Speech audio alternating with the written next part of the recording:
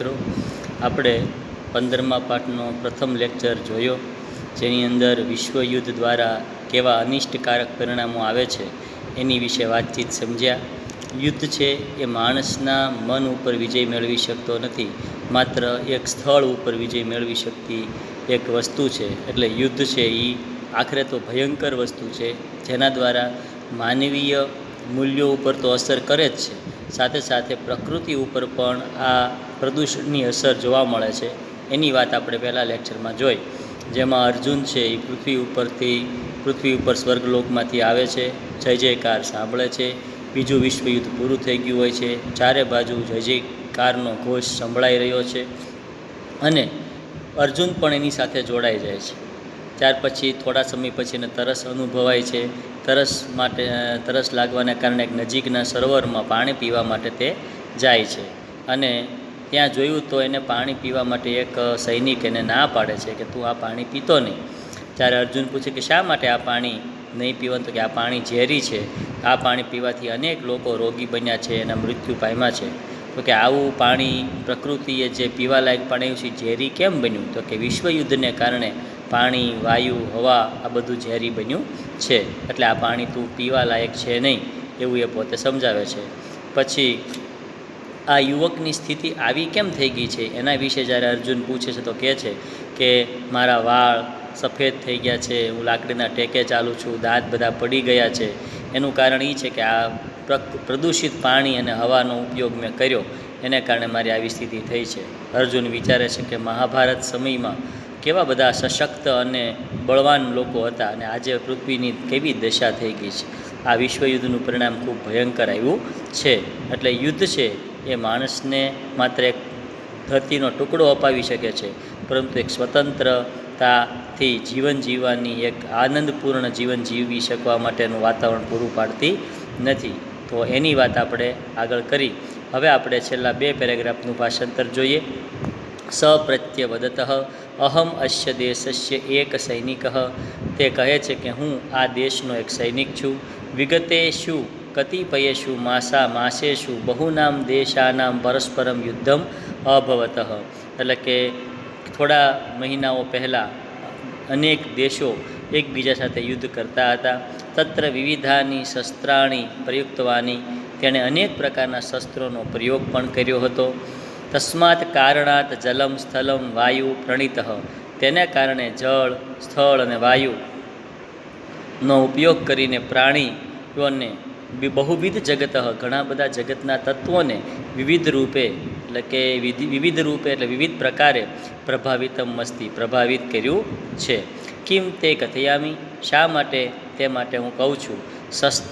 શાસ્ત્રાર્થ નિર્ગત, એટલે કે શસ્ત્રમાંથી નીકળેલો, પ્રદૂષિત હે પ્રદૂષણ, સર્વ વસ્તુ જાતમ પ્રદૂષિતમ વિષમયમ સંજાતમ, દરેક વસ્તુને પ્રદૂષિત અને વિષ ઝેરી બનાવી નાખી છે. યશ્ય સરોવરસ્ય જલમપી, આ સરોવરનું જળ પણ એતસ્માદમ કારણાત સગરમ અસ્તિ, એટલે કે એને કારણે જ ઝેરી બન્યું છે.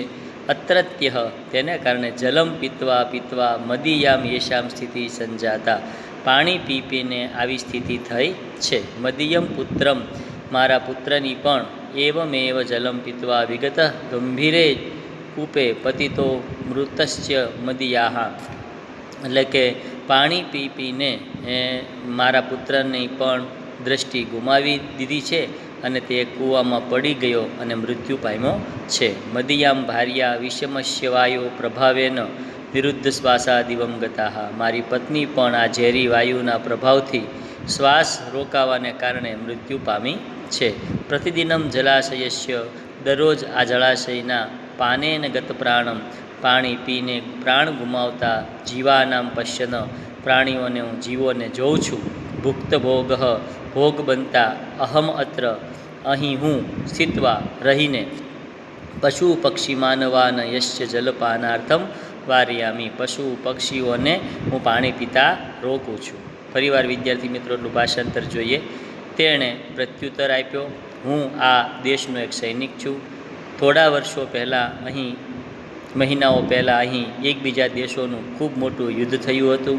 તેમાં વિવિધ પ્રકારના શસ્ત્રોનો પ્રયોગ થયો હતો. તેને કારણે જળ, સ્થળ, વાયુ પ્રાણી અને વિવિધ પ્રકારના જગતના તત્વો વિવિધ રૂપે પ્રભાવિત થયા હતા તે હું કહું છું. શસ્ત્રમાંથી નીકળેલા પ્રદૂષિત કચરાને કારણે આ બધી વસ્તુઓ છે એ ઝેરી બની છે. આ સરોવરનું જળ પણ તેને કારણે જ ઝેરી બન્યું છે. અહીં જળ પીને મૃત્યુ પામેલા પીને મારી આવી સ્થિતિ થઈ છે. મારો પુત્ર પણ આ પાણી પીને એની દૃષ્ટિ ગુમાવી એને મૃત્યુ પામ્યો છે અને મારી પત્ની પણ આ વિષમય વાયુના પ્રભાવથી શ્વાસ અવરોધાવાને કારણે મૃત્યુ પામી છે.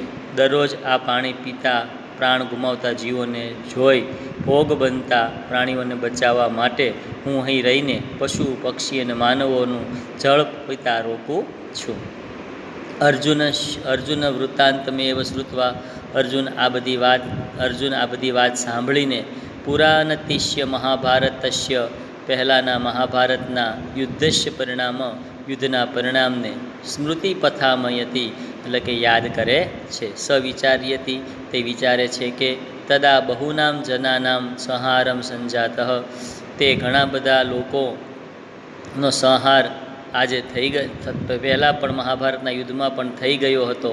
તેન પરિવારેષુ આપદા પરંપરા પ્રવર્તિતાઃ તેના પરિવારોમાં પણ આ પ્રકારની આપત્તિઓની પરંપરા આવતી હતી. પરંતુ જલ વાયુ ભૂમિ આકાશદયો પરંતુ જળ વાયુ ભૂમિ આકાશ વગેરે પંચમહાભૂતો તો શુદ્ધ જ હતા. તે જીવાનામ કૃતે યથાપૂર્વમ ઉપયોગી એવા સન્નઃ તે આ જીવો માટે યોગ્ય રીતે પહેલાં જેવા જ ઉપયોગી હતા. સંપ્રતિ યદ્યમ પશ્યામિ જે આજે જોઉં છું કે અધિકમ શોચયમસ્તિ આજે મને જણાય છે કે આ એક બાબત વિચારવા લાયક છે. કિમયમ અધુનામ પ્રવર્તિતઃ માનવસ્ય જય શું માણસનો જય થયો છે? અસ્તિ પરાજયો વા કે પછી પરાજય થયો છે? એવં સશોકમ અર્જુનમ અપિત જલમ એવં ગૃહિત ચિંતશ્ચ પુનઃ સ્વર્ગમ પ્રત્યાવર્તત અને તે શોકમગ્ન થઈને અર્જુન પાણી પીધા વગર જ પોતાના ઘર તરફ પાછો સ્વર્ગમાં ફરે છે. તો વિદ્યાર્થી મિત્રો, આવી રીતે આ પાઠોની અંદર યુદ્ધનું કેવું ભયંકર પરિણામ આવે છે એની સુંદર મજાની વાત છે એ આપણને આ પાઠ દ્વારા સમજવા મળી છે. પાઠના સ્વાધ્યાયની વાત કરીએ તો પ્રશ્ન નંબર 1 પહેલો પ્રશ્ન છે અર્જુન કિમ દૃષ્ટમ ભૂલોકમમાં આગચ્છતઃ અર્જુન શું જોવા માટે ભૂલોક પર આવ્યો? તો પૃથ્વીને જોવા માટે આવ્યો. તૃષાતુર અર્જુન કુત્ર ગતવાનઃ તરસ્યો અર્જુન ક્યાં ગયો? સરોવરે ગયો. પ્રકૃતિ નિર્મિતા સરોવર કૃષા ભવંતી પ્રકૃતિથી નિર્મિત થયેલું આ સરોવર કેવું હતું? તો કે પેય જલાહા નહોતું પણ અપેય જલાહા હતું. પ્રશ્નનો જવાબ આવશે ક અપેય જલાહા. યુવક કીદૃશમ આસિત યુવક કેવો હતો? તો કે યુવક ભગ્ન દંત તૂટેલા દાંતવાળો હતો. પછી મહાભારતકાલીન જના કીદૃશમ આસન મહાભારત સમયના લોકો કેવા હતા? તો કે સ્થૂલોદરાહ ખૂબ જ શક્તિશાળી હતા. ભટ્ટસ્ય પુત્ર કૃદુષે ભૂપે પતિતઃ એટલે કે આ ભટ્ટના પુત્રો કેવા સૈનિક છે એ કેમાં પડીને મૃત્યુ પામ્યો? તો કે ગંભીર કૂવામાં પડીને મૃત્યુ પામ્યો. કૃદુષમ અર્જુન પુનઃ સ્વર્ગ પ્રસ્થિત કેવો અર્જુન છે સ્વર્ગ તરફ પાછળ ફર્યો? તો કે ગૃહચિંતન એટલે કે ક્રોધ ચિંતિત થયેલો અર્જુન સ્વર્ગમાં પાછો ફર્યો. નમસ્તે વિદ્યાર્થી મિત્રો, આટલું આપણે આજે રાખીએ છીએ.